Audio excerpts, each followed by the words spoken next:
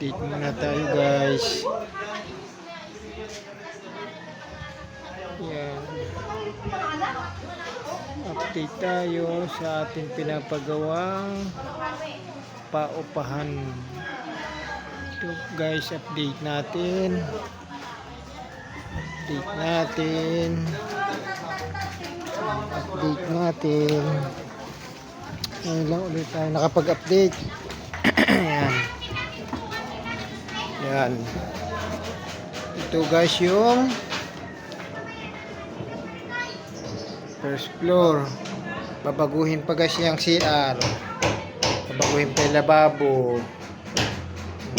Ito yung hagdan pataas sa second floor. Dahil second floor. Yan.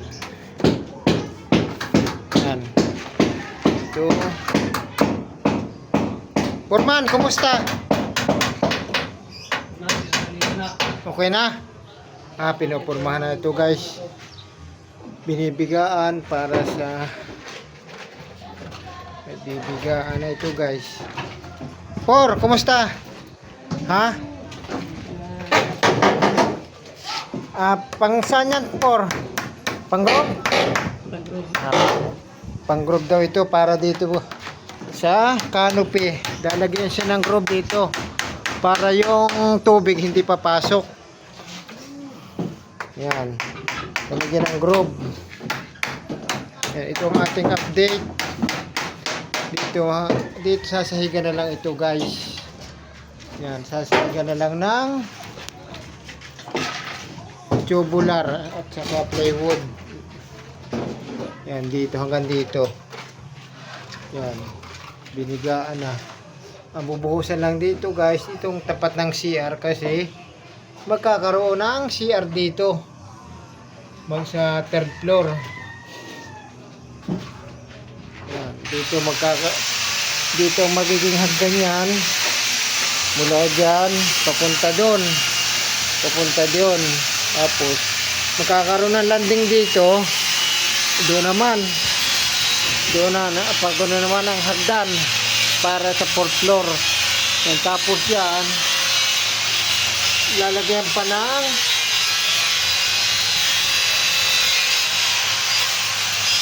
yan, slab para sa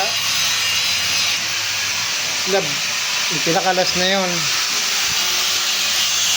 Yan. Yan. Gagawing groove para yung tubig hindi papasok sa pader. Yun ang purpose ng paglalagay ng groove sa mga canopy. Kung may canopy ka, yan. Kasi doon sa canopy sa taas, ang nailagay na pang groove bakal. Para pag tinanggal yun, nakadikit kasi masisira. Hindi pala pwede yung gayon, no?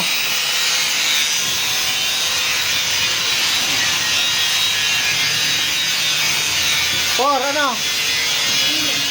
Ayos lang?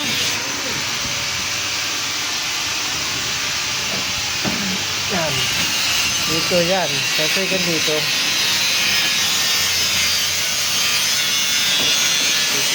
Dyan. Hindi na, kung mapapansin nyo bakit hindi slab ang ginamit ko rito, masyadong bibigat at saka mas malaki ang gastos, kaya binigaan na lang to para itutubular na lang natin. Yan, yun ang ating plano. Kasi kung lahat slab, medyo malaki ang gastos. Doon sa rooftop, may isang kung pa yan, rooftop pa yan. Iislaban pa ng isa. Kaya kumbaga bali ang ginawa natin ditong slab, 3 kasama rooftop. Pero ito 4th floor, magiging 7 kwarto lahat ito, 7 pinto ang gagawin natin. Ang laki lang nito guys, mga ka-builder, ay 16 square meter lang to.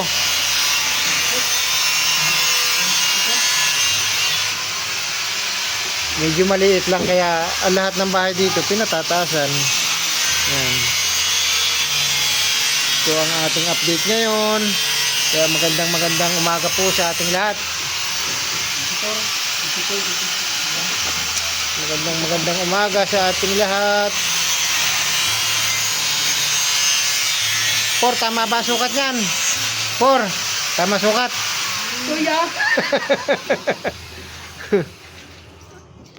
Sinukat pero kuhan kinapos pa. Ano kaya yon? Sinukat pero kapos, ano kaya yon? Mga ka-builders, paki-kuhan nga yun, paki-comment nga yung mga ganong katanungan minsan. Sinukat na pero kapos pa rin, ano kaya? Mga ka-builders, paki-comment na lang. Kasi minsan daw sinukat na pero kapos, ano kaya ang tamang kwento? Anong tawag doon? Por, halimbawa, sinukat na pero kapos. Pinakapos. Sabi nung may nag-isang comment dito, winaluwal daw. Parang sa damit yun, ha. Yun. Kaya ito ang ating munang update.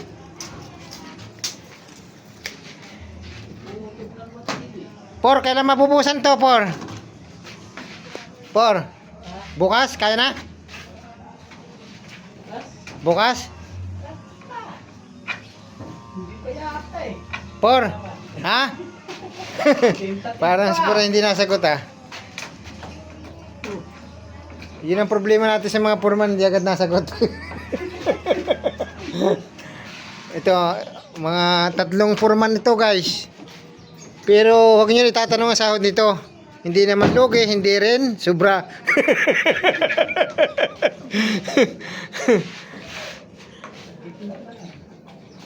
Kaya dito ang hagdan pa natin dito. Yan. Subscribe na kayo. Paki-comment na lang kung ano nakikita nyo. Para medyo mabibigyan tayo ng mga payo sa mga ka-builders natin. Malay mo. May mali, hindi namin nakikita. Di ba? Ganyan lang ang kun eh. Kaya paki-comment nyo lang ako. Malay mo.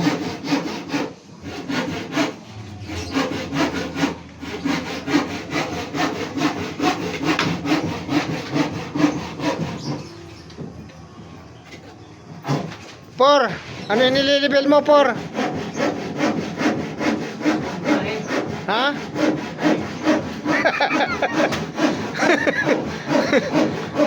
Sigurado yan, Por, ha? Para mapapatit sa may pusti, Por, ha? Parang nilibel mo na pero mas mababa sa kabila.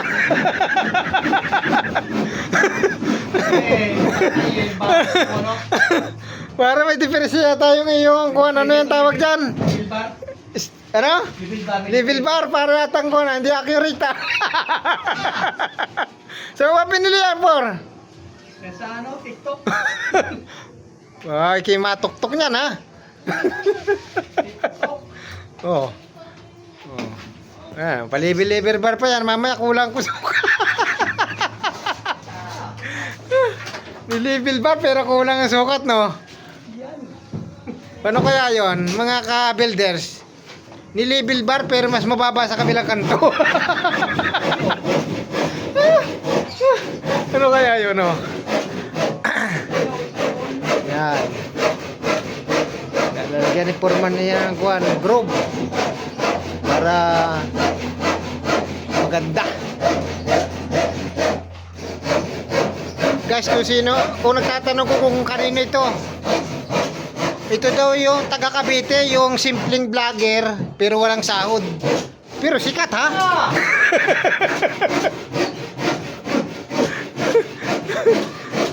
Pasikat pa lang.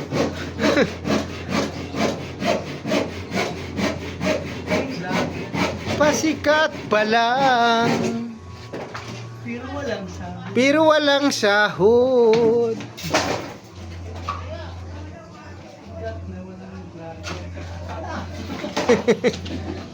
Sigat mo ng vlogger. Aba. Kaya, yan. Ano santo? Thank you for watching, guys. Maraming salamat. Sigat na walang vlogger. Yan. Ito po ang ating huling update ngayon. Pagpasensyahan nyo na kung ba mahirap. Minsan natatagalan ako mag-update. Kasi minsan busy rin ako. May mga pinupuntahan. Yan. Pantay. Kaya ito lang update natin ngayong araw na to. Magandang tanghali sa ating lahat. Merry Christmas and Happy New Year. Ingat po tayong lahat. Thank you.